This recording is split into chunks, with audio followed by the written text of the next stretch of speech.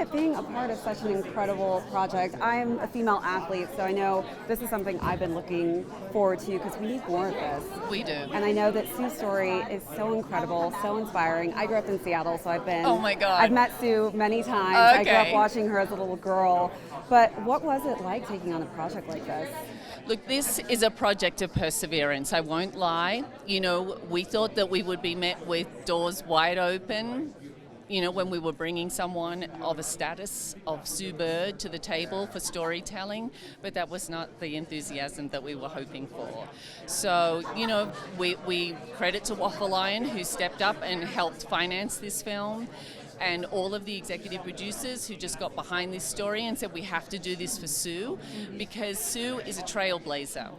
And she sets a tone and a pathway for others, and what I hope is that this film will just be the start of other films, because there are so many stories of those women in the W. Like, I was just inspired. Everywhere I looked, I thought, wait, that's a great story. That's a great story. That's an amazing story.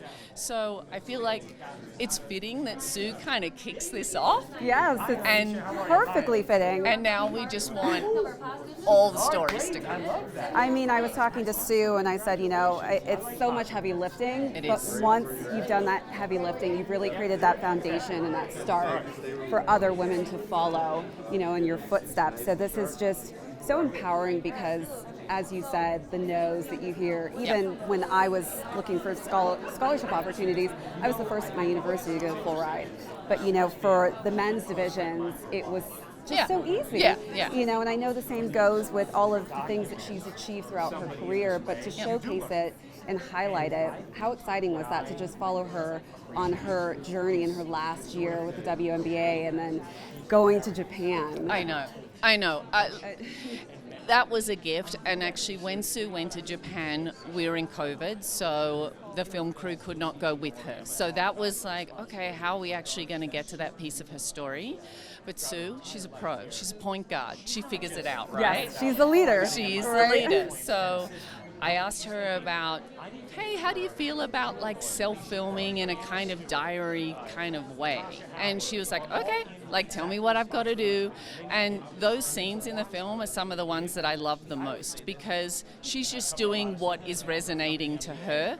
I'm not there, you know, we're not, you know, natural and organic. yeah, it's just whatever she's feeling in that moment, and that's what you're seeing is just, you know, unfiltered Sue Bird filming away, going, okay, here's my Olympics experience, and she's so like casual and down vibe about it, but she's about to like badass it and get a fifth gold medal. I was going to say 5 gold medals, no big deal at all, right? I know. It's just like, well, I mean, what can you say?